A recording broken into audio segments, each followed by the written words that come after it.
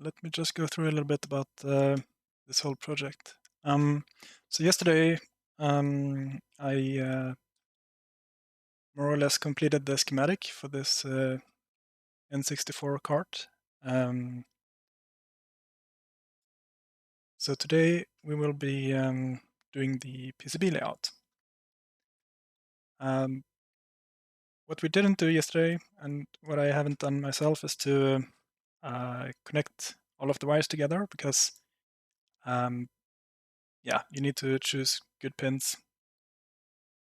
I did a quick floor plan yesterday. It looks like this. We can still move it around quite a lot, but I think this will be the rough design.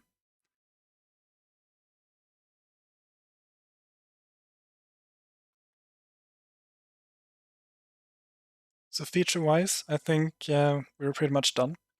So we have the USB connector. There won't be a chip handling JTAG and UART. It will be connected straight into the FPGA. Then we have the SPI flash for the bitstream, and a separate flash for extra storage. It will be easy to integrate. And then we have the SDRAM, where we'll be storing the active ROM. And then we have the SD card, where we'll be loading stuff from and also saving. The switch is always good to have. We have two PMOD connectors here, which are 8 pins each, 8 IOs, and they will provide expansion possibilities. So you could connect basically anything here. So the idea is that you can write homebrew that could potentially talk with a Wi-Fi chip, or HDMI out, or an LCD, or PC keyboard, or whatever. And then here is a debug port with JTAG and UART. The reason why I did it like a PMOD is because of the thickness of the board. Let's see here. So I don't want to have anything that is too high, that sticks up too high. So if I had like a pin header, normal 2.54 millimeter pin header, it would stick up quite a lot, like this one here. And when you have it slotted in, like inserted in your in the main board, it's better to have cables on this side, I guess, than to have, for example, a debug port here, where you have to have the cable coming in from the side. So that's why I put it here. I guess that makes sense. And then here we have the voltage selector between 12 volt and 5 volt, which is going to be annoying, but at least it will be... I don't want to design a MOSFET voltage switch thing on the first try, because I'm pretty sure that I will fail. So it's better to just have a jumper. So yeah, that will be good enough. Then here we have some free space where we will put the voltage regulators. So we need 3.3, 1.1, and 2.5 volt. It's this chip here, these chips. And then we have the decoupling capacitors and some LEDs as well. So yeah, I'm thinking of putting the LEDs maybe in this area here. I don't know, because it's more or less unused space here. Yeah. And this one, I don't know. We don't even need to have it here. This is 5 volt from the USB, so that if you have a PMOD that requires 5 volt, yeah, you can use it from here. But it doesn't really make sense in the future, where you have 12 volt from the N64. But I don't know. It's better to have it than not to have it. So this is revision 1, and it's meant as a experimental board. Like, you should be able to be flexible and do whatever you want with it. So yeah. So what we need to do now is to more or less finish the floor planning of the components. And yeah, after that is set in stone, we sort of need to route the signals. As I said before, we don't have any signals routed to this chip here, for example. And yeah, the way we're gonna do that is to more or less replicate this layout, because we've already gone through the pain of matching pins here to here, and this sort of routing makes sense, and it's yeah. So I would like to do more or less the same here. Yeah, that's more or less it. So regarding the schematic, I'm sure I have forgotten something. So I added the pull-up here for the USB. So this is a programmable, yeah, it's a pin from the FPGA that if you drive it high, it will be a pull-up. And if you drive it low, it will be not doing, it won't really do anything because there's a diode. If there is higher voltage here because of USB reasons, yeah, it won't affect anything because of the diode, so it should be fine. Yeah,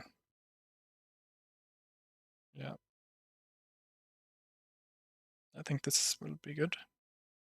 I was thinking about adding components so that you're able to be a host as well with a USB-C, but honestly, that's probably not something that I'm gonna use myself. So yeah, it will just be extra components. So I'm gonna skip that. All right. So yeah, right. I can also say something about this board. So yesterday I was thinking like, okay, this proper board will take quite a while to finish. Like I was hoping to really just speedrun it and crunch it out really fast, but it doesn't really make sense to rush a design like that because I'm gonna regret that later on. So what I did was I made a super simple breakout board, which just is the cart and all of the signals, all of the actual signals, routed out to a pinout header like this. And this is in production right now. So with some luck, I'll get that board on Monday, which is extremely fast. But yeah, JLC PCB, they are crazy fast.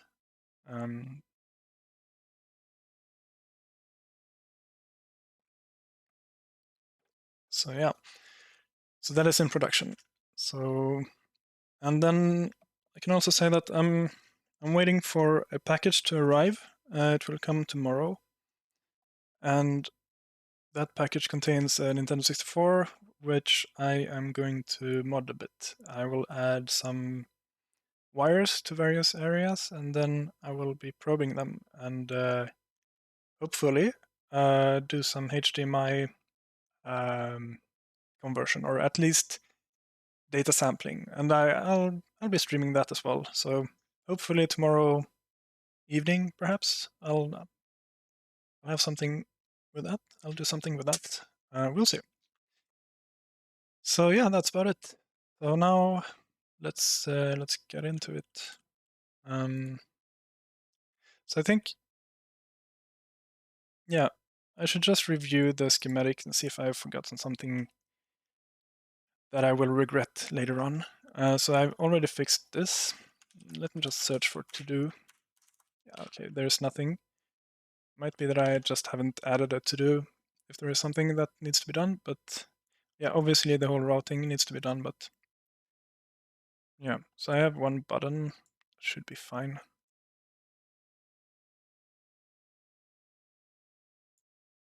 Yeah, the whole power thing, let's just review that again. So the power input, it's decided from this jumper. So either we have 12 volts from the cartridge connector, so this one down here, and we need to actually connect that as well. So here's also like an open question. What is the difference between 12 volt and 12 volt EXP? I have no clue. So the question is, which one should I choose? Oh, let's see if there is some information about that.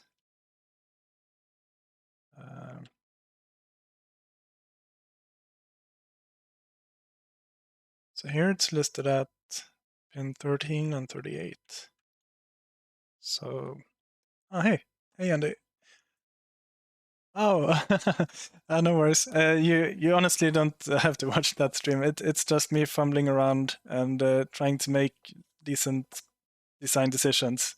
But yeah, to recap really quickly, I took an open source flash cart and borrowed the whole board outline and connector pinout. And then I took a schematic for a ECP5 based FPGA board that I've designed previously, and basically just ripped out stuff until I have what I need. And then I added a few things. The biggest thing being the SDRAM, and then the cartridge connector, and the micro SD card as well. So today I'm gonna do the floor planning and try to route this board. Let's see how far we get. So yeah, but really, the yesterday's stream, you can probably just scroll through it really quickly. There's not that much interesting stuff going on. And the reason, so I took my old schematic because I know it works, and I've already done the bring up of the board and so on, and I don't have to think.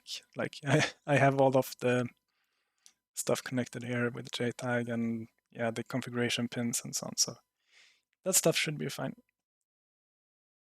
Yep.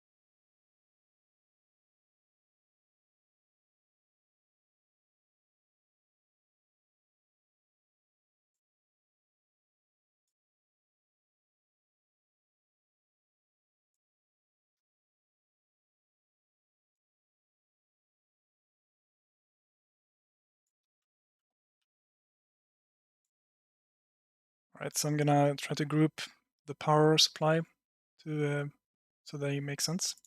They are together.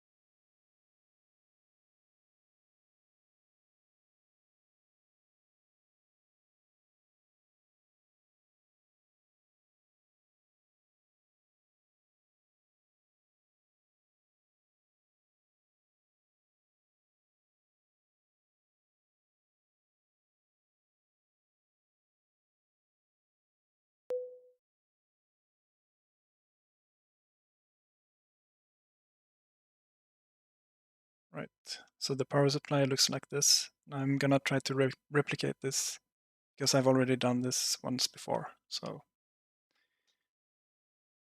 all right.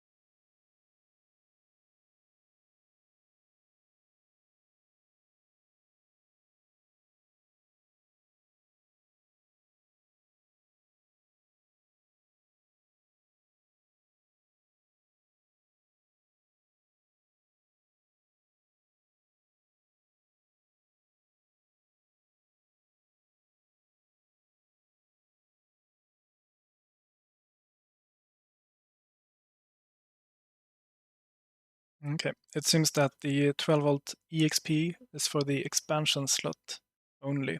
So let's use pin 13 and 39.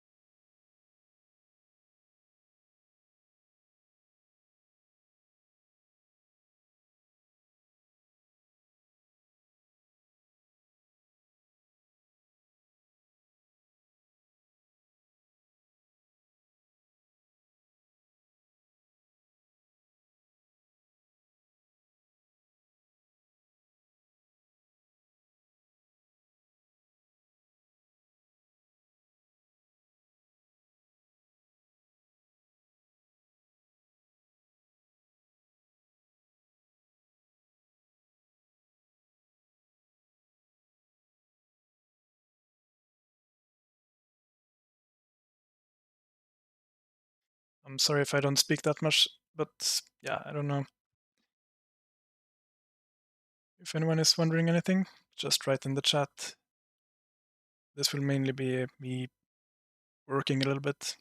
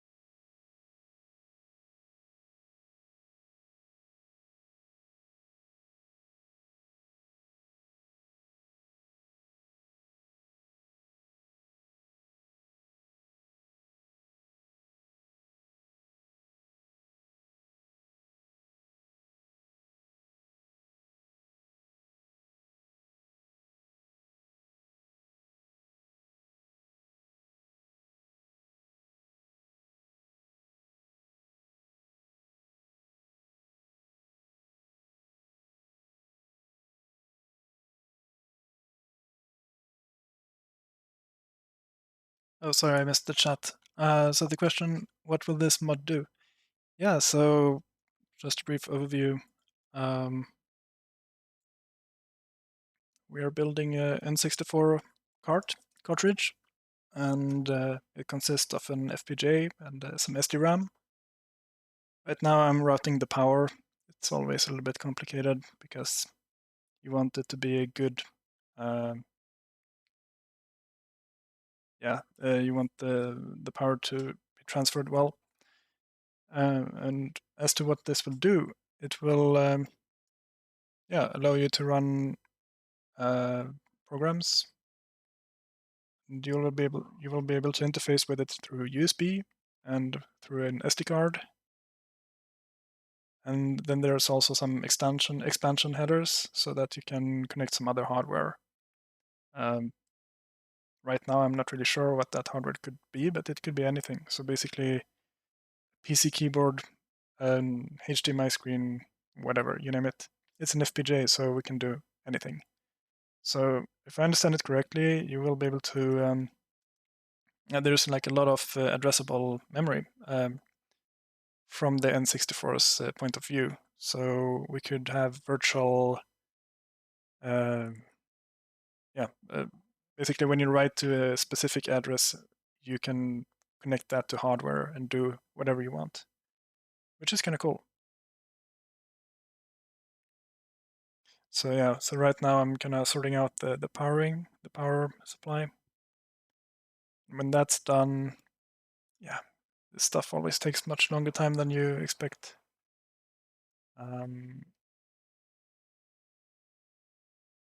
But yeah, when that's done, we'll move on, route some more signals, and eventually we'll have a board. But it feels like, yeah, cool. On-demand wrong warps. What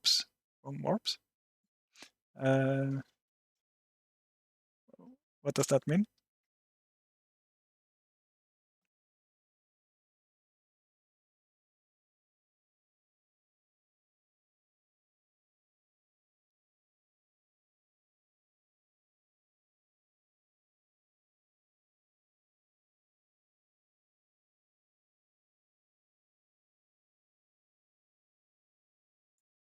Anyway, so today's stream will be kind of slow, and I won't be speaking that much because I kind of need to concentrate on this stuff. I'm not really a good talker or speaker, but hopefully in the next few days we'll be actually doing some more stuff. So I'll be able to explain a little bit more what I'm doing. So for example, games between zone save.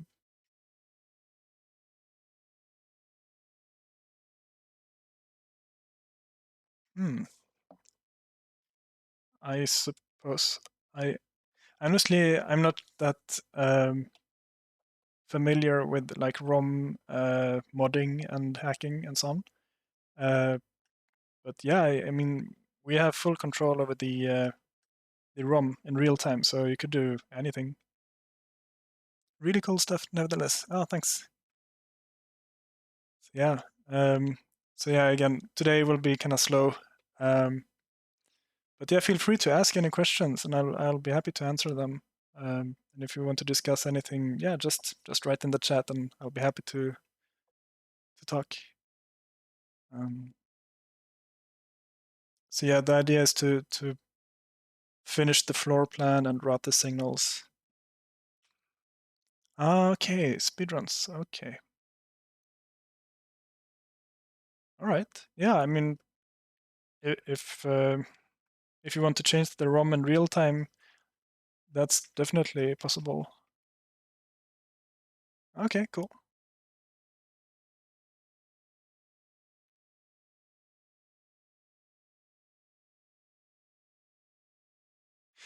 I guess if you're running an emulator and have code that changes the behavior in real time, like for example, the third time you access a specific memory address, you should return a different value than otherwise. You can definitely implement that in this because it's an FPGA, so you can have real-time lookup tables and stuff like that. I just don't really know that much about that stuff, like what kind of things people want to do. But yeah, that sounds definitely doable. And yeah, everything will be completely open source, so you'll be able to change and mod however you want. So it's a bit like a Webpack for web development, but for ROMs. Um,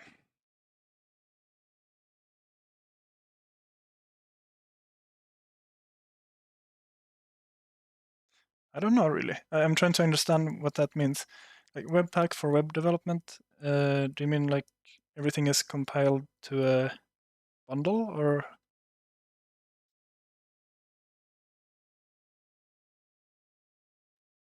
In any case, here we will be able to um, to change like the way when the Nintendo 64 asks for a specific address, we will be able to reply with either what's supposed to be replied or change it to something else. Ah, okay, right. Yeah, that's really interesting. So sort of like edit and continue or change. Yeah. Yeah, I mean, yeah, definitely. You would. The problem though will be to actually implement that stuff. Like it's one thing to say yes, it is possible, but I suppose that, yeah, it might be a bit of work to actually get that stuff running. But for example, through the USB port, you should be able to change stuff in real time. I mean, the performance will not be very high. The bandwidth is quite slow. Um, yeah, I get what you mean. Um,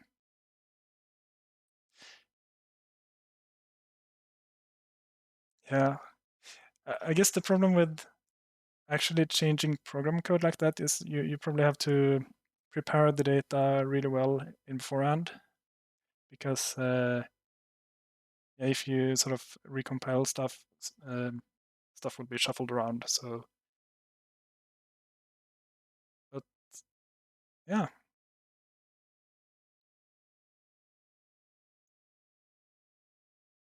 but I think for like simpler things, for example, swapping out textures, or no, maybe that will be really difficult because that might be loaded into RAM and so on. It's up to the game. But for homebrew, I guess you could do that.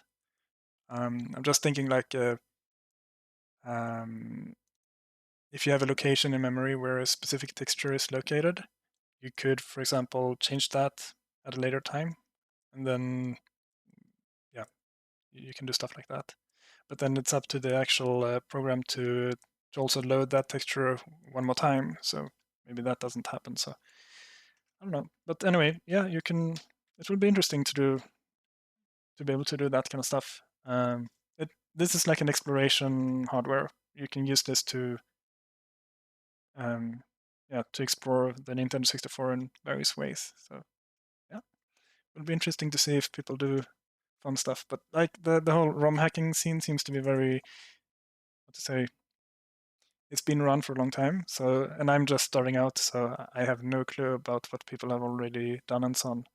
But I want to learn my way, and by doing this hardware, I will.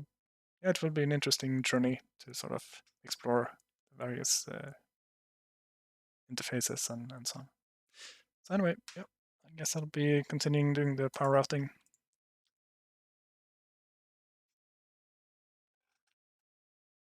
So right now I'm trying to figure out a nice way. So we have the whole, let's see here. We have the power coming in here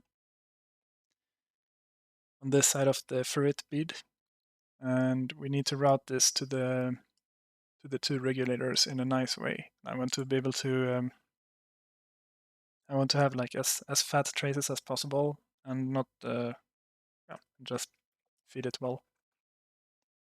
But it needs to go over here. Mm. So that's why I created this plane on the third layer. So now I'm going to do a via array to sort of connect all of this together. But at the same time, we have the 2.5 volt coming out here. So maybe I should redo this.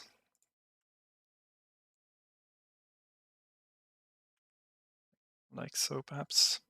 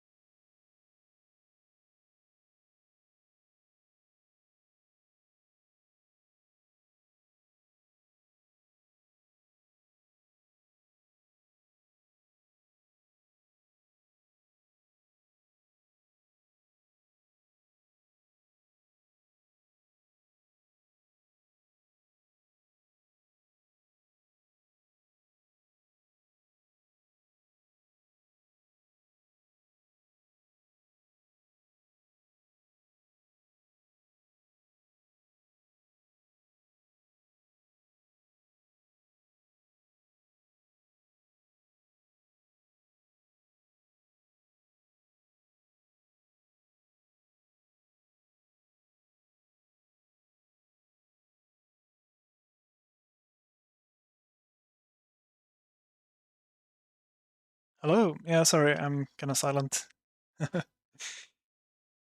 So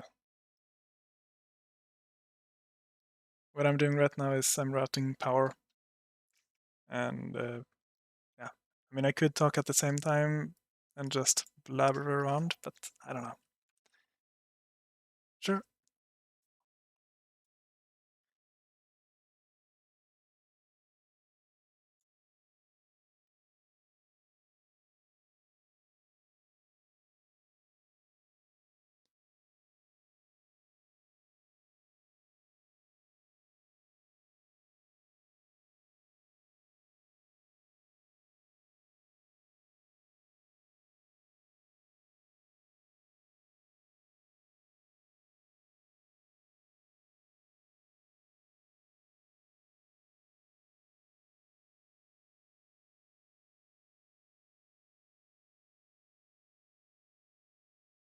Could you explain a little bit about what's on the board? Yeah, of course. So let's see here. Yeah, so here's the PCB layout.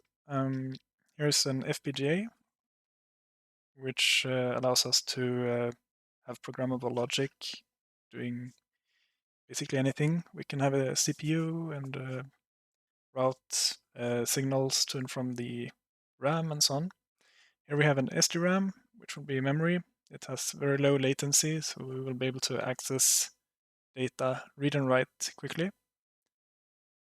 And here are some resistor networks, which help out when you have fast signals, so you don't get reflections and so on. These are SPI flashes, where we will store the configuration for the FPGA. Yeah, sorry, it's an N64 cartridge. Exactly. Um, so yeah, here we have the FPGA configuration, and then on the second one we will have sort of a boot ROM that will be very fast to load. Here's an SD card adapter, and here are some PMODs, which are basically just connectors, but it will allow you to connect your N64 to any hardware, basically. So then you can implement inside of the FPGA how to interface with the external hardware, and then in your homebrew you can then access memory at the specific address that the FPGA then will translate and route to the external hardware if you want to. Then here's power supply, which I'm routing right now. It's kind of yeah, a little bit messy, but I hope to finish that soon. Here we can switch between the 12 volt and 5 volt supply. Um, Eventually I want this to be sort of automatic, but right now it's a jumper. So that when you don't have it connected to your N64, you can still connect USB and do whatever. Then yeah, that's more or less it. There's a switch, there are some LEDs, there's nothing on the backside.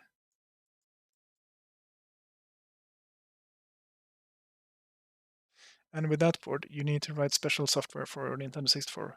Well, it's up to you. You can do this. So it's a cartridge, just like a game, and you could, for example, have a game on the SD card, or I mean on the SDRAM. But you could also have homebrew, uh, write your own programs. So it will allow you to do basically anything. Um, yeah, I mean this is the cartridge. So yeah, the fun thing about the N64 is that if I understand it correctly, the address space is quite large. So we have quite a lot of, I think it's up to 1.5 gigabytes of addressable memory space or address space, which means that in your software you can, how should I say, there's a lot of addresses that you can use to do many different things. For example, um, you could access the SD card through here. I mean, it will have to be cached, and yeah, it will be a mess to do, but you can do it. You can use more address signals to control your hardware. Exactly. So yeah, that's kind of interesting. I think, was it here? Yeah, so when the Nintendo 64 accesses a memory address, this is what happens. So you get, so the bus width is 16 bits. So in one cycle, you get the high part of the address, and then when this signal ALEH goes slow, it will sample, or it's up to the cartridge to sample the signal. And then when the low signal goes low, you should sample it once again and combine them. Now you have a 32-bit address. Then you have some time to actually prepare the data. Then when the read signal goes low, then that signals to us that the read has been performed, I think. I'm not 100% sure about the flow here, but either it's at this point or at this point where the Nintendo 64 will sample the bus. I think actually it might be in at this point. I'm not really sure. I will have to explore that later. But anyway, this is how a bus cycle um, works. And then afterwards, the read signal can toggle, which means that the address inside of the ROM or inside of the cartridge will increase by one word. So 32 bits, I think. No, 16 bits, right? And then that's how it works. And for writes, I'm not really sure how it works, but probably similar. And the address space is, let's see here. There's a memory map somewhere.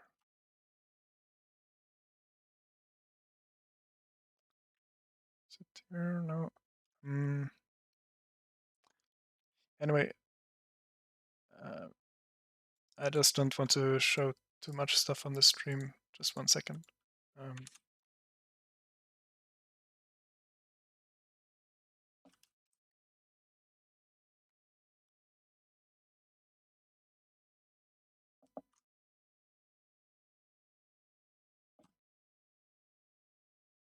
Here we go.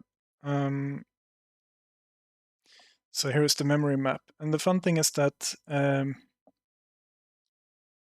here is the standard ROM. Let's see here. You want to program your FPGA with Python? Yeah, actually, I think so. I will be using NMyGen. So currently there are some implementations written in VHDL and Verilog.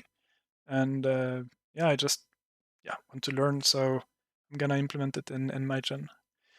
Does it have to latch both halves of the address every time? I think so, but again, this is secondhand information. But that's how I understand it. So for every new access, it will send both parts, I think. But yeah, it's a good point. Maybe one can do faster accesses by only sending a new lower part, something like that.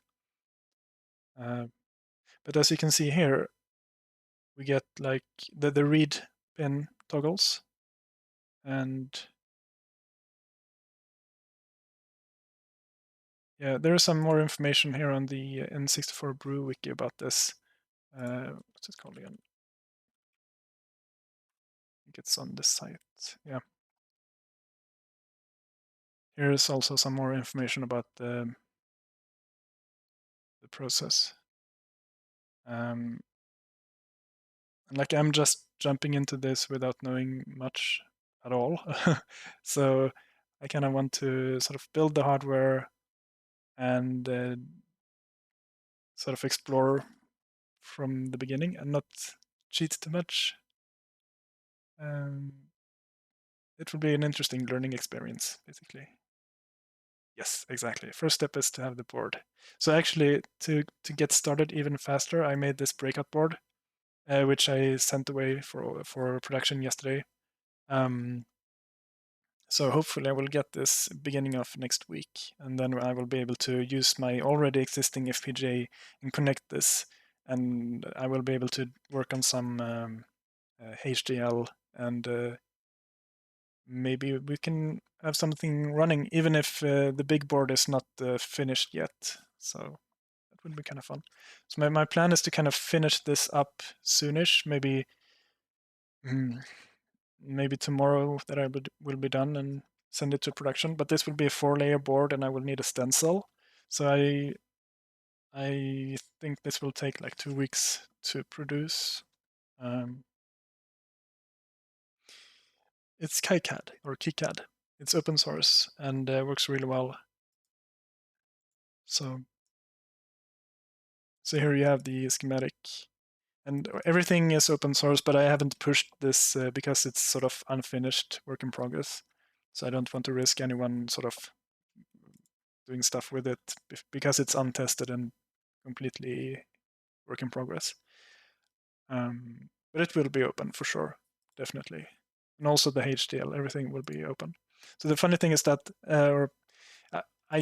I've chosen to use the ECP5 FPGA, Lattice ECP5, because there's an open source tool chain where everything is fully open source. So you can go from Verilog to Bitstream without any proprietary tools. So yeah, and I've used this FPGA previously, and I like it. So yeah, that's also part of the reason. And also I have it. So right now we are sort of in a component shortage. The last year has been really crazy. And I have these FPGAs at home, so I will be able to build stuff with it. So that's also part of the reason. But I've seen lots of people seem to use the Altera. Which one was it again? Anyway, so again, this might be stupid, but is the PCB exactly the right thickness for the PCB to slot in the port? Yeah, so that's a really good question, and I've asked about this detail. And so the PCB itself has to be 1.2 millimeter thick, which is a little bit less thick than sort of the default thickness when you produce PCBs. So I can show you here. I'm going to use JLC because I've used them a lot before. And they are fast and cheap and good enough. So I will be using 4 layers, and let's see here, where's the thickness? Here, 1.2 millimeter. And then this will be like my very, very first prototype, so I'm not going to spend that much on it, but later on you will want to have gold fingers, that means that this part will be in hard gold, this part down here. And then the 45-degree finger chamfer means that the PCB edge will actually be ground down, so you get like a nice 45-degree angle here, so that when you slot it into the connector, you won't break the connector. But for my very first board, I will not pay for that, and you can use a file to grind it down yourself. But like, as long as I only do like 1 or 2 insertions and keep it there, it should be fine, I think. But yeah. So like when you enable all of the good stuff, yeah, with 4 layers, you have enough layers to fan out the FPGA signal. Yeah. So actually, let me show you. I made this board previously with the same FPGA. This is on a 4-layer board. And so what I did was I took this board and just removed the things that I don't use. So here is an IMX RT microcontroller, which I was going to use for full speed, no high speed, USB high speed. But I don't really need that here. It adds too much complexity. And And then yeah, I removed a bunch of stuff. So in this board, I have a bunch of them, and I have tested it, and it works. And here I'm using the same DC-DC regulators and so on, and yeah. So it's kind of a proven design, so I don't have to worry about that. So here we are doing, it's basically the same board but without a bunch of stuff. And yeah, and a different RAM as well. So I'll be using a, what was it again? 512 megabit SDRAM, I think. I haven't really spent that much time researching exactly which SDRAM to use, but there was another open source board that was using exactly this SDRAM. And the latency seems to be good enough. So I think we'll be fine with this. Yeah.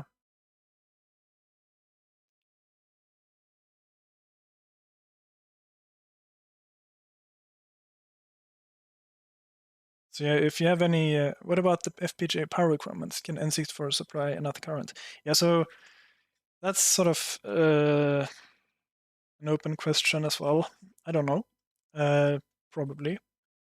So I will be using, see this little thing here, the jumper. Here you can select to power the board through USB or with the N64's 12-volt power supply. So on the cartridge, you get a bunch of different power signals. So you have the 12 volt EXP, which is for the expansion board, I think. And it seems that this might not be connected on the top side, so I'm going to use this one. And then you also have the VCC, which I think is 3.3 volt. And I don't know if you are allowed to sync current from this. So I'm going to use the 12 volts net. And then I have this jumper here, which lets you select either 12 volt or VBus. And then it goes and feeds the other regulators. So you get 1.1 volt for the FPGA and 3.3 volt for the I/O stuff. And then from the 3.3, I then convert down to 2.5 volt. And this power net is it's just a very small net for the FPGA. It will not. I honestly don't really know what it's used for, but I know that it's required because the FPGA has a power good signal where it checks all the power rails, or so it seems from the datasheet at least. So I'm gonna connect that anyway, just to be safe. But there won't be like a significant current consumption there. Yeah, yeah, that's actually a really good point. Yeah, I didn't realize that until you wrote that. But yeah, you would also be able to not connect the jumper and just provide your own voltage here if you want. That should be fine. So that you just disconnect the jumper completely and then here you feed it with whatever. And the regulators, they can take up to 18 volts, so should be fine with lots of different sources. So yeah, that's about it. And I didn't add like an FTDI chip. I thought about it, but it adds complexity, and I sort of wanted this to be a little bit simpler, but it's already a little bit complicated. But yeah, so this header here will have JTAG and UART, and then through USB you will be able to get yeah, whatever you implement. But I'm gonna aim for a UART or something. I don't know. Maybe a mass storage device so that you can. And that's like for the future. Can you manage USB directly from FPGA? Yeah. So that's what I'm gonna do. So I can show you. So what I've done is I've connected the USB pins to the FPGA, and then in the FPGA I will have a USB implementation. And yeah, I already know about the few that I can use, so I don't worry about that. So the only important thing is that I need this pull up in order to signal to the USB host that there actually is a device here.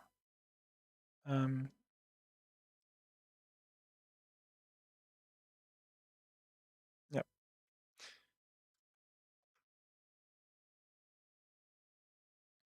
So I was thinking about, adding some fancy chip here for high-speed transfers and so on, but that just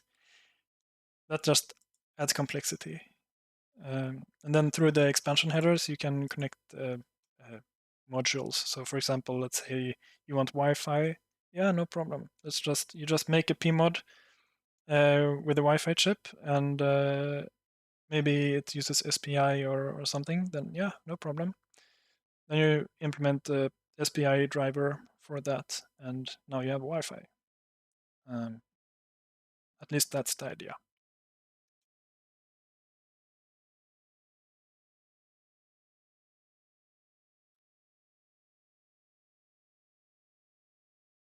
And yeah, for the FPGA fan out, yeah. Are SDRAMs usually pin compatible? Yeah, I think so. At least the ones that I've used have been. But that's a really good question. Let's see here. I think it's this one. So 54-pin TSOP for X16.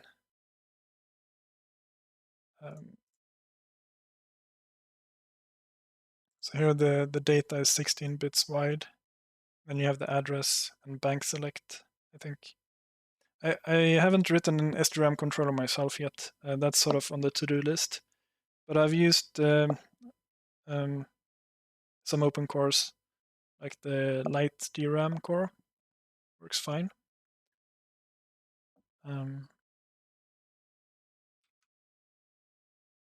Yeah.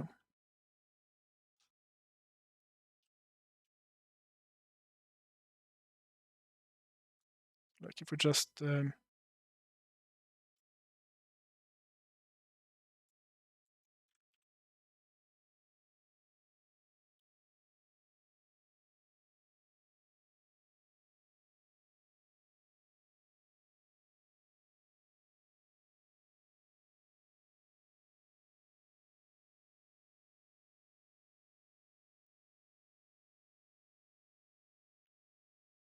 what is the rate bytes per second that you can achieve to and from the FPGA in SDRAM?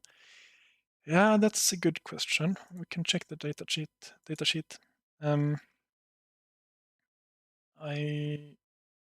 am not 100% sure how this works though. But let's say we run at 200 megahertz and the latency is 3. We had a look at this at the stream yesterday. So there's a nice graph here somewhere. Yeah, here. So from the read command until you actually get the data, when the cast latency is 2, then you have 2 cycles. So if the frequency is 200 megahertz, we can just do some simple math here. So we have 200 megahertz, and then you have cast latency of 3, and you have this many transfers per second. Then you multiply this with 16 bits. You divide this with a megabyte, and you get basically 1 gigabyte per second. This is the theoretical absolute maximum, I think, if I didn't do something wrong here. And then you have some overhead as well with refresh.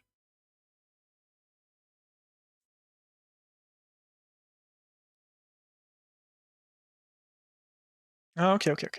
So this is for the initial, like when you open, there was something called like open, all right, it even says here. when you open a block or a row activation. Yeah, right.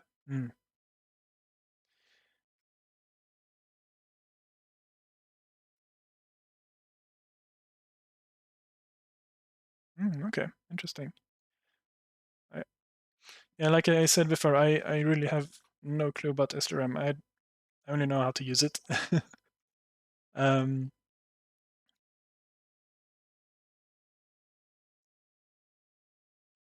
so does this mean that you need to spend like 2 clock cycles to open a row, and after that you can clock out a new word for each cycle?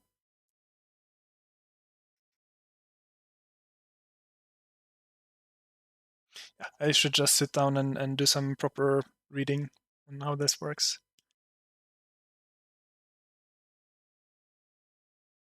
Oh yeah, here you see. Nice.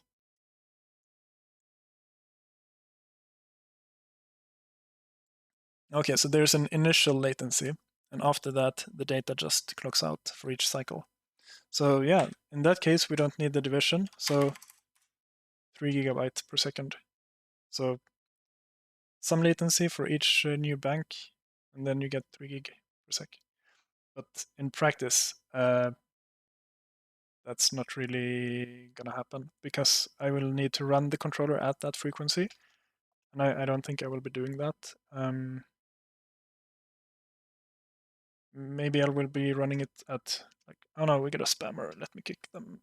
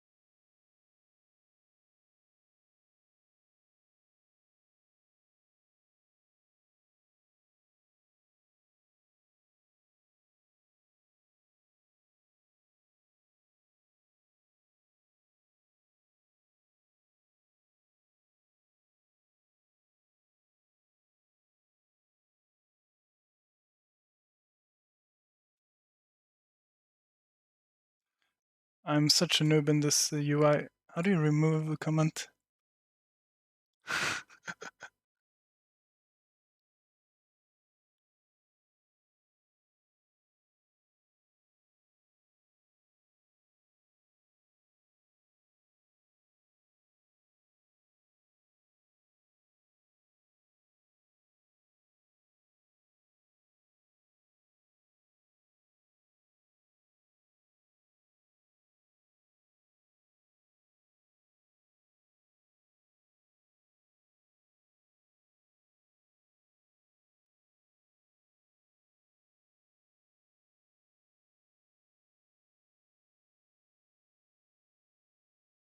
Oh, thanks.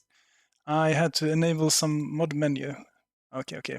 Hopefully I'll be faster next time. Okay, cool. Yeah. All right, back to this stuff. Yes. Anyway, I think the bandwidth to the SD memory will be definitely fast enough.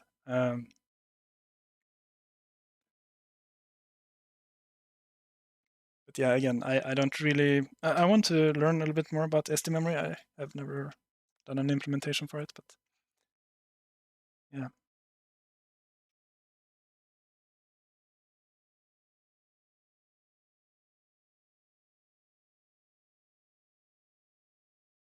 Right.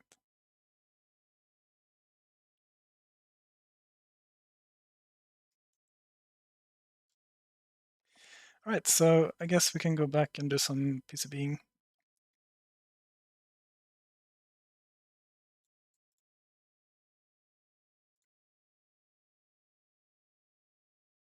Right.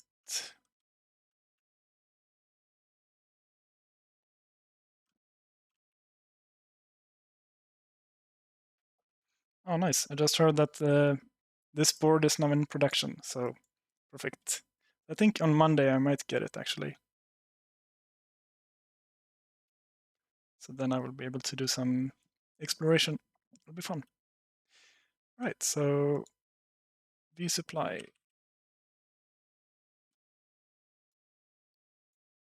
Time to rot.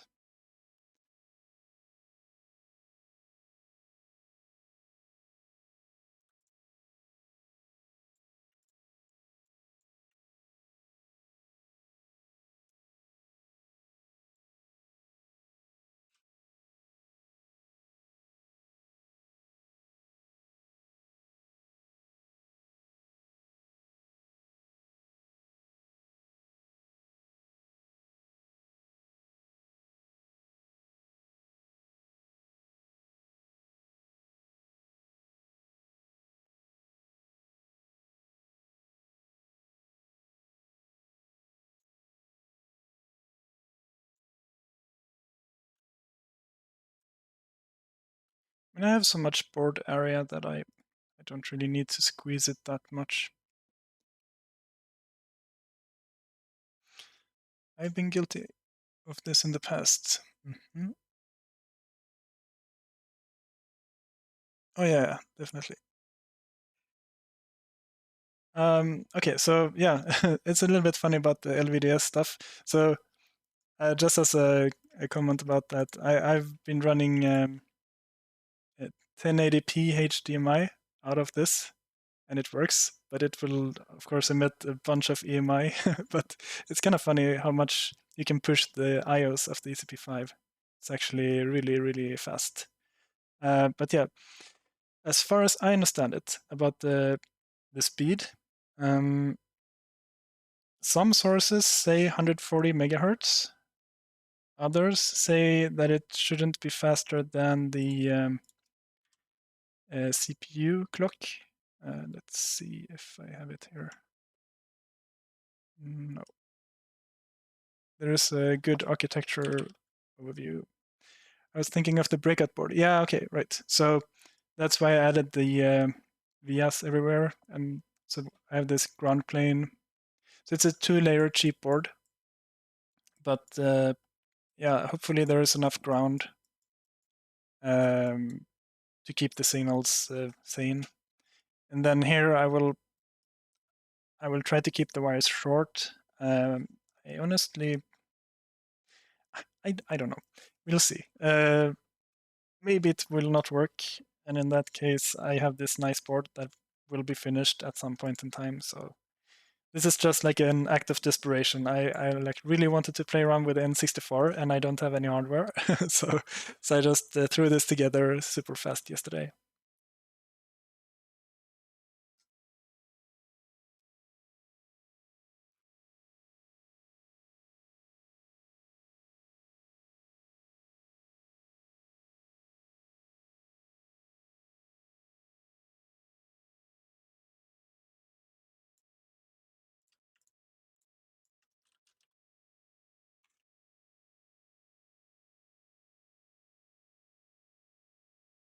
All right, see you again.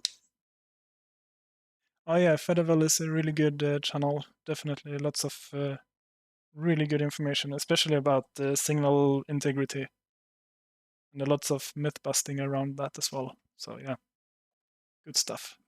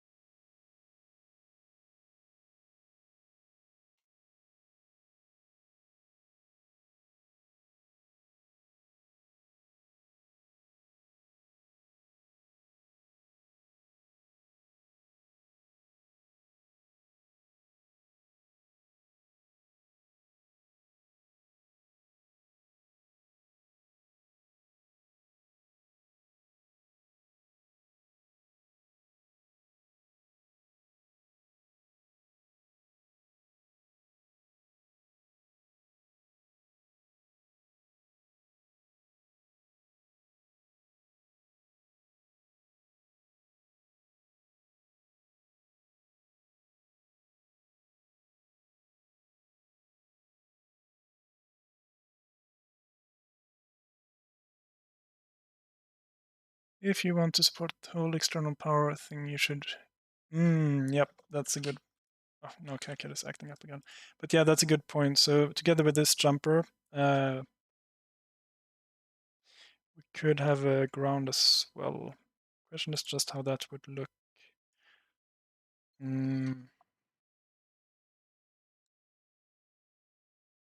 This is already taking up quite a lot of space.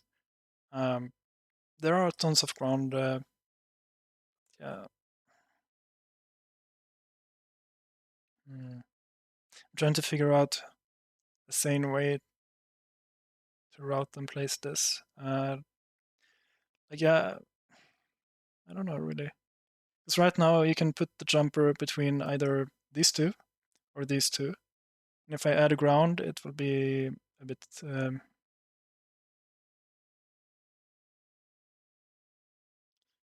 I'm not really sure how to do that in a compact way. Like the obvious solution would be to have a 5-pin header where you can connect it either way. But this way is also sort of foolproof. Like you cannot really connect this in the wrong way. Because I really want to avoid people accidentally routing 12 volt to VBus, because that's yeah, then things start to smoke. But that's a good point. Where should we put ground? I mean, this is not really designed to be a external feed, but it's a good point to be able to do that. In one way, it would be to just have your feed point here and then connect the ground to any of the many other ground points that there are. So every PMOD has 2 ground points. Yeah, it's these two. So you have ground here, here, and here, and also here.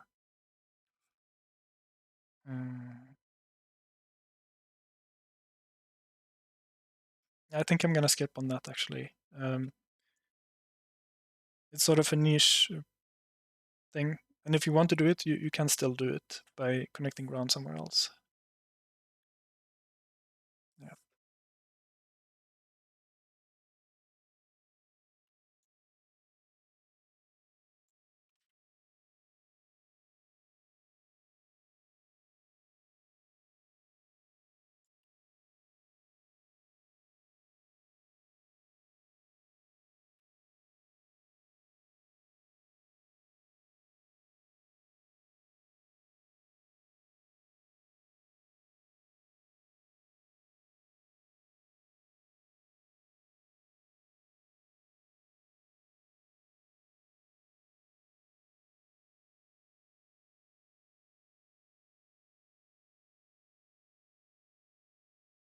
I think this will be good enough.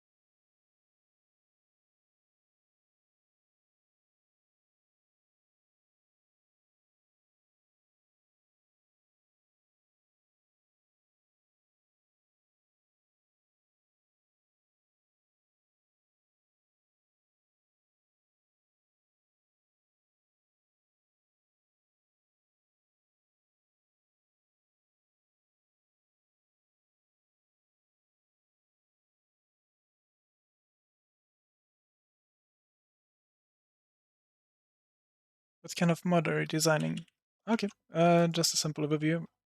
This is an N64 cartridge using an FPGA and SDRAM, and it will have USB and SD card and some expansion headers so that you can connect external hardware.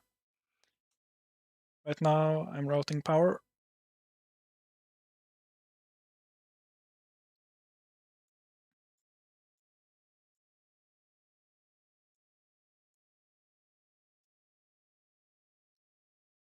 So with this, you will be able to, load your own ROMs, but also interface external hardware.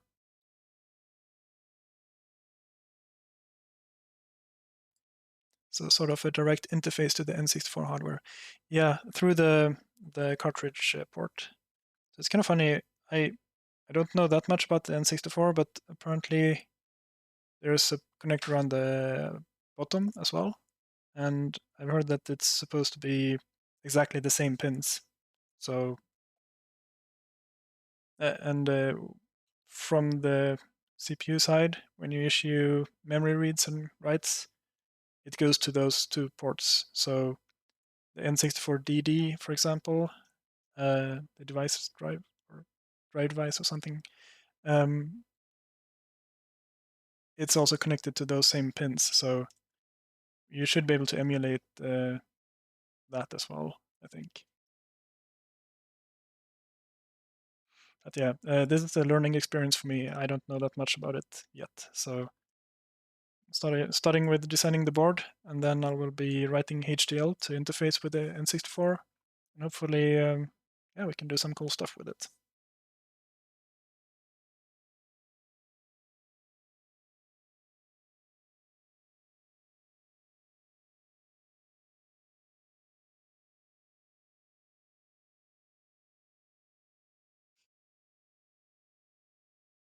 And if anyone has ideas for what I should add or something, just write it in the chat and let's talk about it.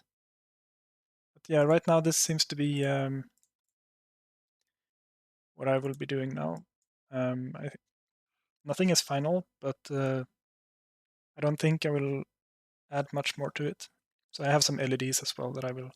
It's always good with some LEDs for status and during early bring up to know when stuff is working and so on. Some blinking LEDs.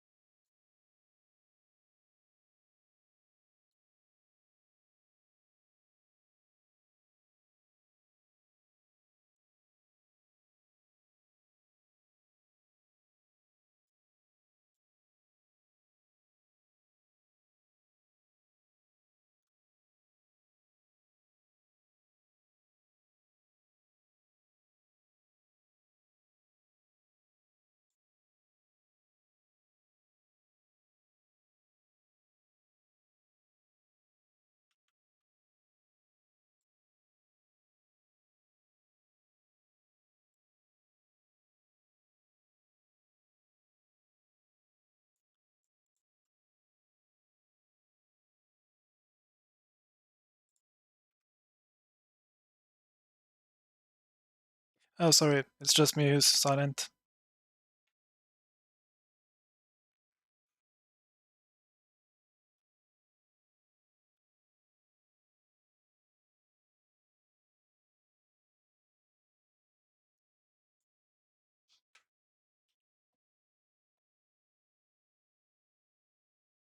So I think we have routed power now.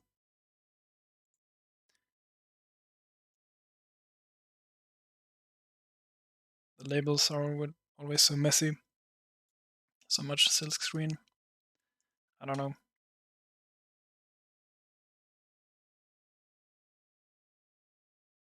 But anyway, now we have our power output. So we have our 2.5 volt here, 3.3 here, 1.1 here. And the vias go through the whole board. So whenever I need one of the power rails, I can just, on any layer, access it. I'll just have to pull it out. Should be fine.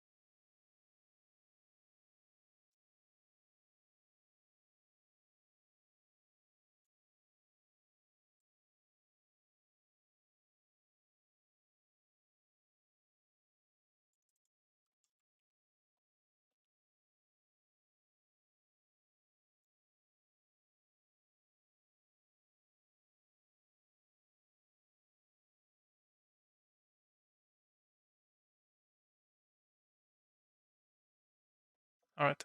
I need to take a little break. I'll be back soon.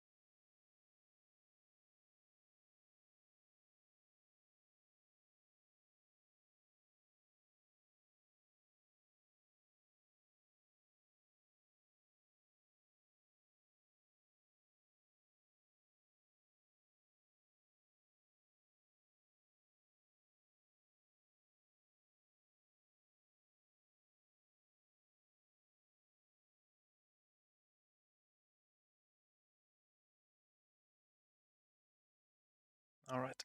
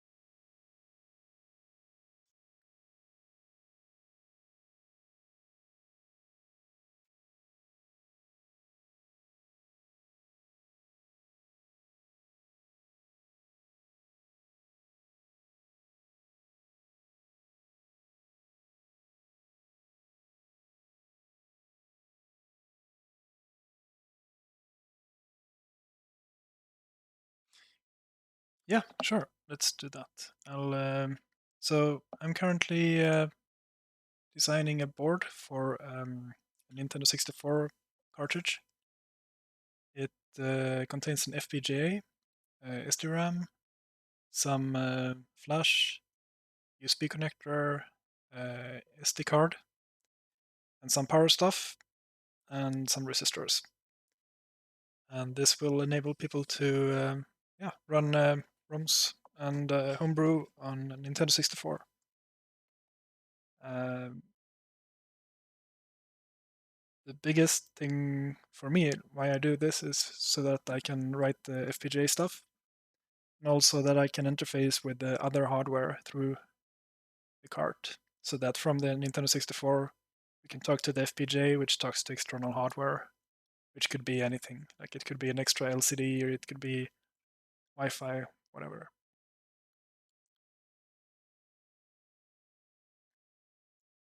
So currently I'm kind of, yeah, I've finished the basic floor planning, like where to put stuff. I've routed the power stuff so that the power that comes into the board is converted to the levels that we need, 3.3 and 1.1 and 2.5 volt. Then we have the outputs here. It took a while, but I think it's more or less done. So now I'm trying to figure out what to do next. Once I start messing with the FPGA, it's no turning back. So I put it in the dead center, and I won't be able to move it after I start routing. So yeah, so I think this will be an interesting process now, where I will have to route power on a 4-layer board. That is always a little bit tricky because we only have 4 layers, but it's doable. So this is a different board that I made previously, which uses the same FPGA, and here I've already done everything. So I'm kind of looking at this as a reference. So we have our 4 layers. The green stuff is the backside, and I can highlight the different nets. It's not that bad actually. Like it might look overwhelming. It may seem hard, but it's doable. It's not that hard. Um, so the way I fan out, so the process is called fanning out, when you take signals from deep inside, pull them out. Uh, Something called dog bone, which is that you have a pad like this, and then you put a via diagonally from it, and then this signal is now accessible from all the different 4 layers. So I can route it on 1, 2, 3, or 4. But I try to keep layer 2 to always be ground, because the component side is on layer 1. So we want we want the ground. We want to have a ground plane just beneath the components. That helps with the signal integrity. But yeah, I'm trying to convince myself to start the process, because it's yeah, it's gonna be a bit of a ride.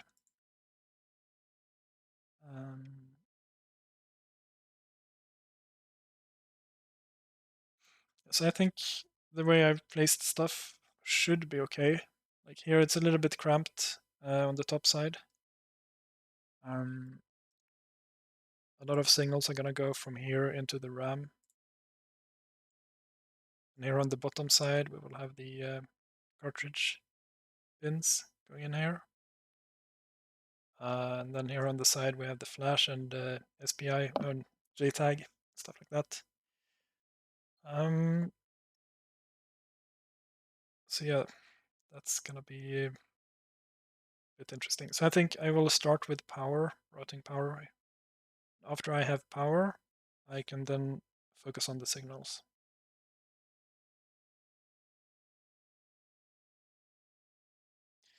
So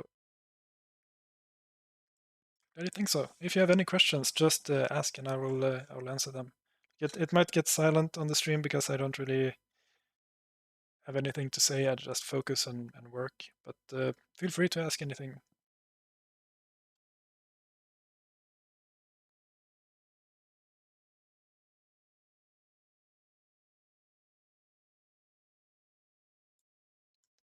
So here we have a lot of empty space.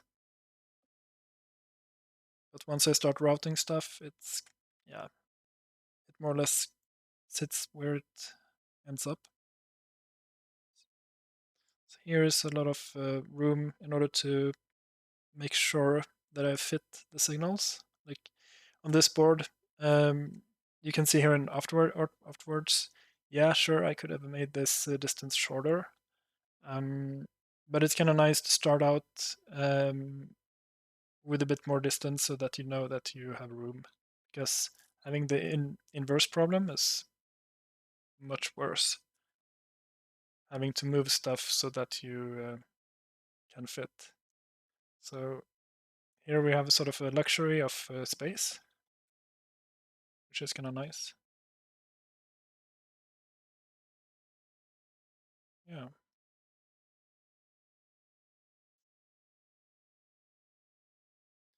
So we're gonna have a lot of signals here in this area. And in this area. It's gonna be completely full here. Then here is gonna be a few signals for the SD card and PMODs. And here we have the JTAG. So I think maybe these could be moved a little bit further down, perhaps. Like maybe here. I'm not sure. Doesn't really matter. Maybe it would be nice to keep this area more or less clean so that I, in a future revision, could put down a bigger chip here. Alright, it's really hard to know where to put stuff.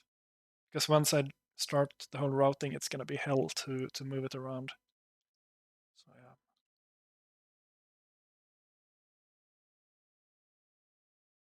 Anyway, let's start with power. So 1.1 volt, that is sort of the most important voltage. That is the FPGA's internal core voltage. So there's only 6 pins that need that voltage. That's kind of surprising though.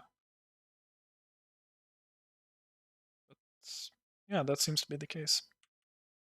And we have ground. Yeah, ground. Maybe I should start with ground actually, because ground is the most important signal. So the yellow layer is ground. Everything is, we have a nice ground plane with no interruptions. So when powered through USB, we have ground coming from here and here. And we have this open space where the ground can flow. And the highlighted net is ground. So all of those need ground. I got another question. Inside the FPGA, I suppose the idea is to pair program the games from N64, or you put it inside. So the idea is to load ROMs from the SD card memory into the SDRAM, so that the RAM contains the ROM of the program you want to run. And then bus accesses from the Nintendo 64 are going to be they're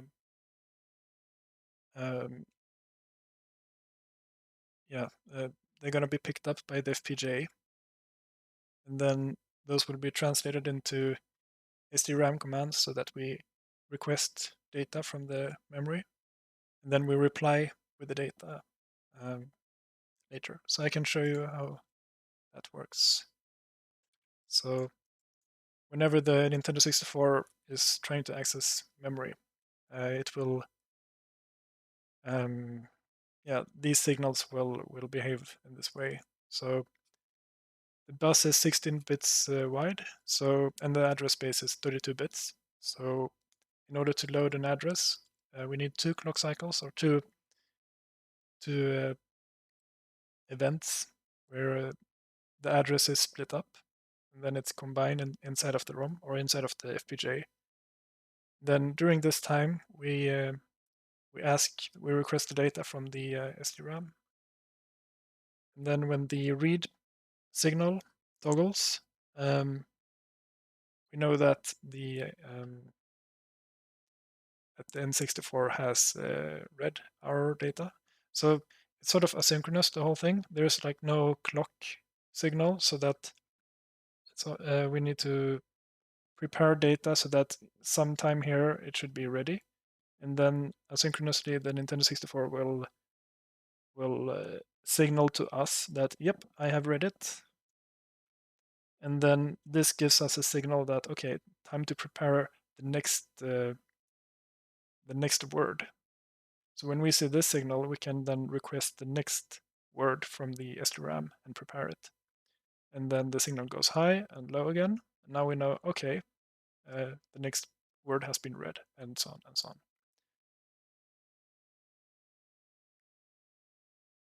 And since this is an FPGA, we can do whatever we want. It's not just a dumb memory. We can actually do stuff like changing data depending on the access patterns and having, yeah, we could do a lot of fun stuff.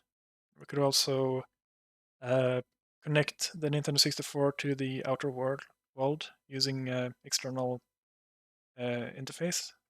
So, for example, we could have a memory address area, a region, where we simply say this is a hardware peripheral, so that when you write to a certain address, an LED might start blinking or whatever.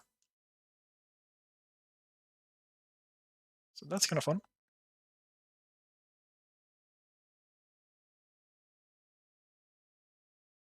So right now I'm kind of routing. It's a bit of a pain, but it has to be done. So I'll see if I can copy this in some sane way. So for the yellow layer, I simply have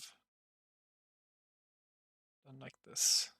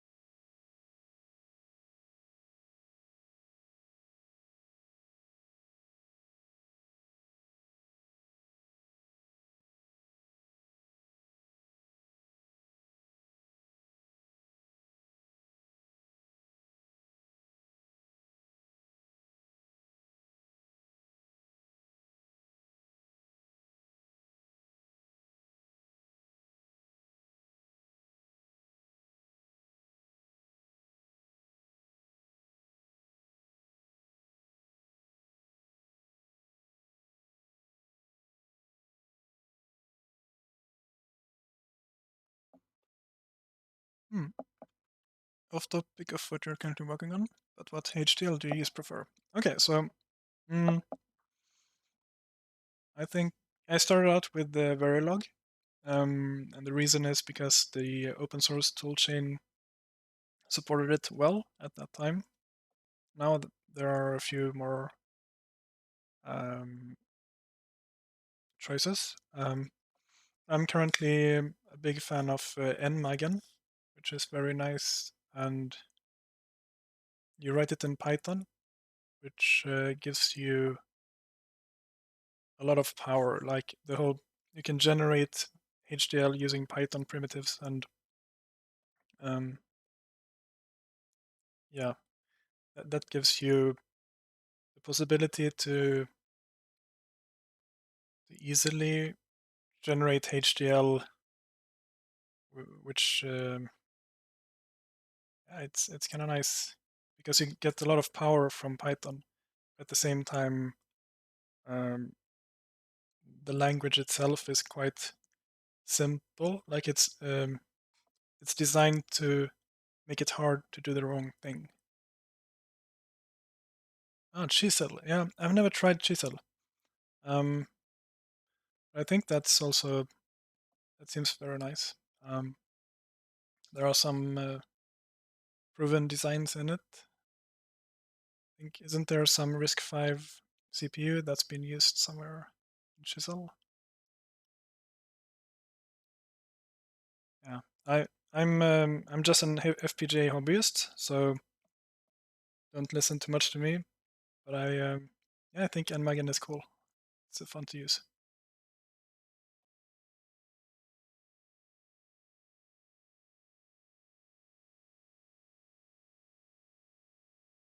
Yeah, sure. Just give it a try. It's hard to move away from it. It's a little bit strange in the beginning, but once you understand how it works, it's really nice.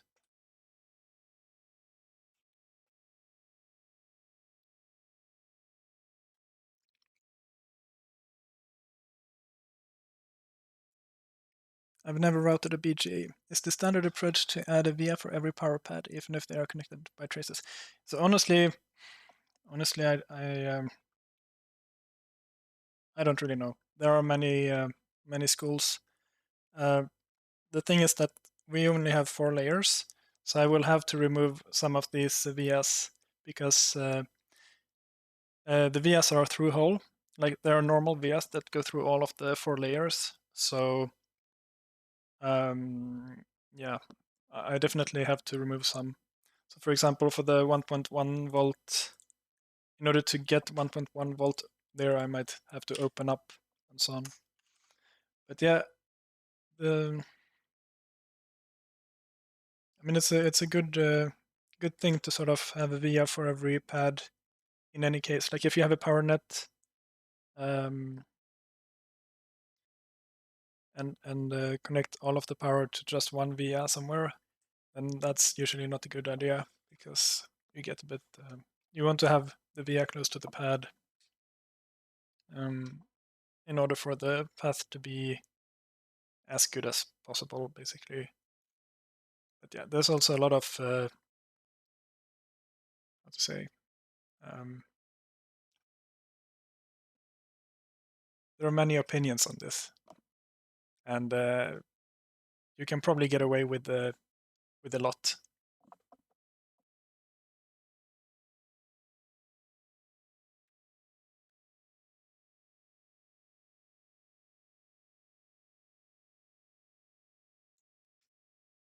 So yeah, it was a while ago since I made my previous board, so I almost forgotten how to do this stuff. But yeah, we have our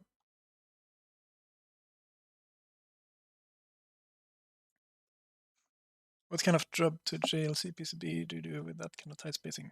Yeah, so this board, my previous board, I've produced this at JLC PCB, and the rules I used at that time. That's actually a really good question, and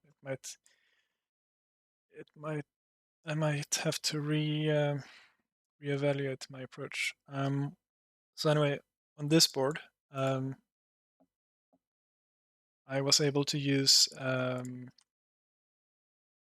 see here, 5 mil and 5 mil spacing, and then for the vias I used 0.45 diameter and 0.2 drill. But yeah, I should. Time has passed, so I should check out the current rules.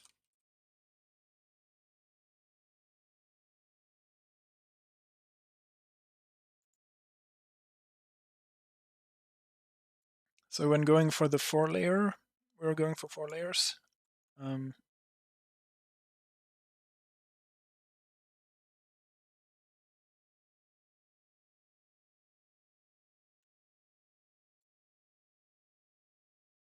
honestly, I don't think we need to go for the impedance controlled board, but it's kind of nice to do anyway.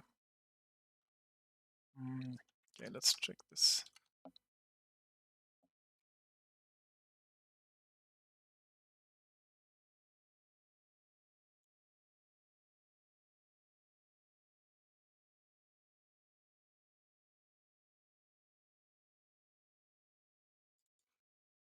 Right, so this is the standard, I think.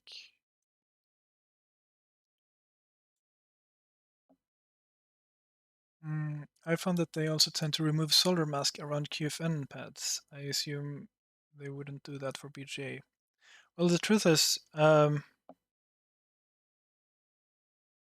actually, I was gonna say that it doesn't really matter, but I'm trying to remember if there is solder mask or not. I just 1 second. I have a board here. Let me just check it.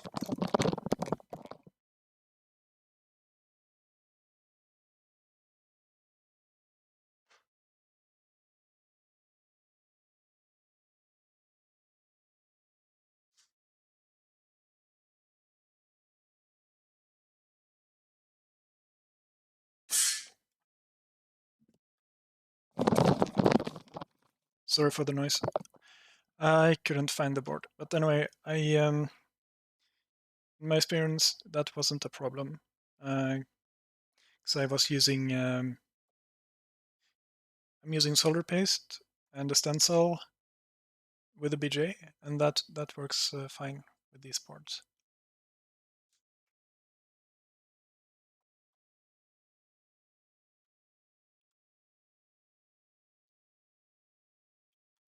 Let me see if I can find a PCB photo.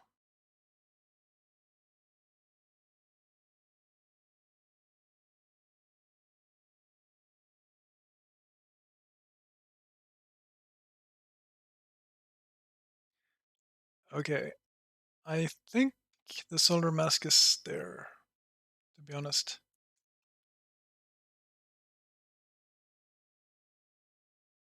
Yeah. Oh my god. I'm looking at a horrible picture where I was sort of trying to rework a board, but it ended up very badly. But yeah, I think the solder mask on this board at least was still there, so it should be fine. Funny thing is that this is a 0.8 pitch. Yeah, so there's 0.8 millimeter between the pads or balls.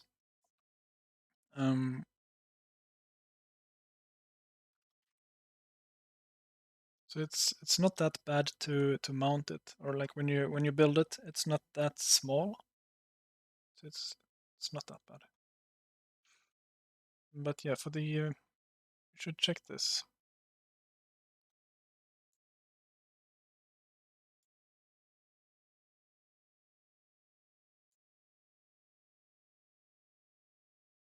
So here they say 0.2 millimeter.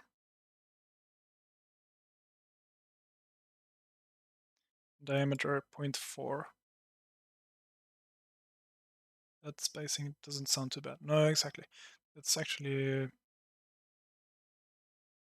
it's definitely doable. Yeah, so here's the board that I made previously. So just to double check, we have our 0.45 diameter, which is here 0.4. I mean, this is on the very limit, but honestly, all of the boards I made have turned out well. I know of some horror stories and so on. I guess I've been lucky, but I'm also pushing the limit, and I'm not paying for. I mean, the boards are cheap, so I should be happy with what I get.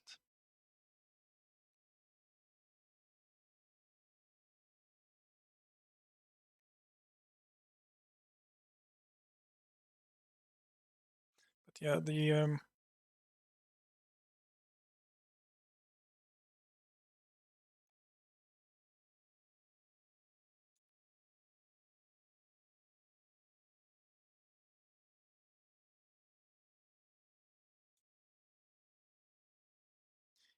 this stuff is a little bit hard to enter in KiCad. I haven't really found a way to do this in a proper way, like the whole hole-to-hole clearance. I'm not sure.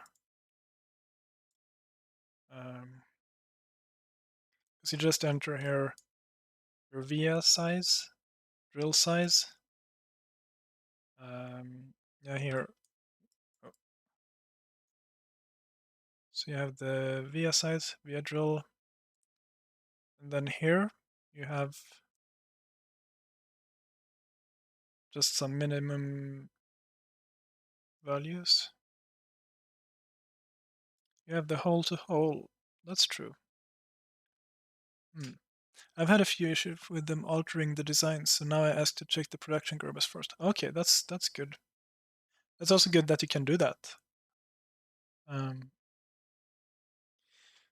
So let's see if I had a setting for that here. 0.54.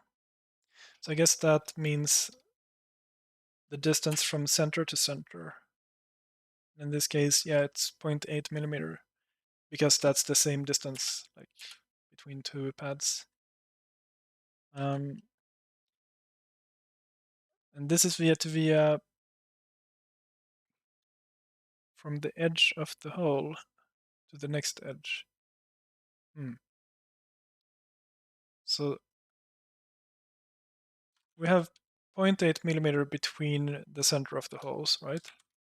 And then the diameter is 0.2 millimeter, and then the radius is divided by 2, and then you have this 2 times. So I guess 0.6 millimeter it is. This is, we need 0.6 millimeter here, and they claim 0.5 is fine, even if it's different nets. This is the important one, because yeah, when you route like here, ground and 3.3, you don't want them to cross. 0.5, and we need 0.6. So we have 0.1 millimeter, what's it called again in English? Yeah.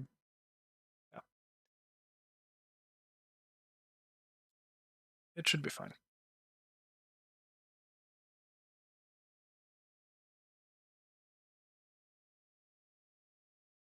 Pad to track, 0.2 millimeter. That should be fine. What is 0.2 millimeter in mil?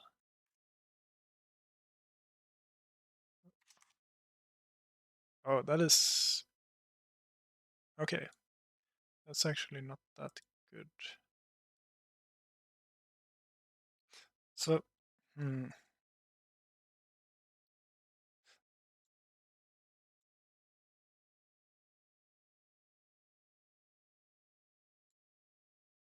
So we have this clearance thing. And if I understand clearance correctly, that means the distance from the edge of one track to the next edge. So basically,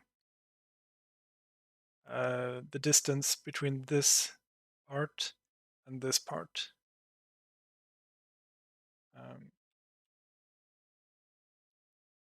Add to track, yeah.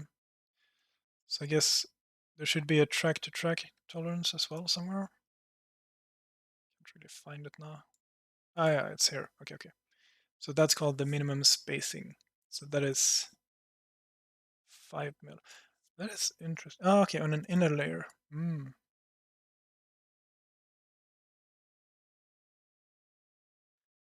Yeah, okay, and on an outer layer, they claim to support down to 3.5 mil, but I've seen people having issues with that if you really push the limits. So I'm not gonna do that. Since they say 5 mil on an inner layer, I am going to let's see here. Right. Yeah, I'm just gonna stick with that because having to configure different spacings for inner and outer layers, I'm not sure if KiCad can do that. Doesn't seem that. Maybe if I have a different net class on the inner layers, but yeah, that's gonna be hell to maintain. So I'm just gonna leave it like this. And yeah, 0.17127, that was 5 mil, so yeah, that should be fine. But this also means that if I'm pushing, like if I'm really putting all the traces that close together and actually have 5 mil spacing between them, then that should be totally fine to do on the outer layers. But on the inner layers, yeah, I could be careful. I mean, they claim to support it, but I mean, I can always be a little bit more careful with it. So, right. Yeah.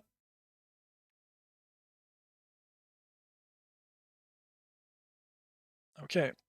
Honestly, I feel like I'm getting quite tired in my head now, and we've done a lot of nice progress. So I think I'm gonna end the stream. I'll be working on this a little bit more later on, I think, in the evening perhaps, and yeah, make some update about it. So just to summarize, what is left? A lot. We need to route power. Yeah, thanks for coming by. So we need to route power, and then we need to connect all of the things together. So the main things that are unconnected are the Nintendo 64 cartridge signals. They should connect into the FPGA somehow. We need the RAM to be connected.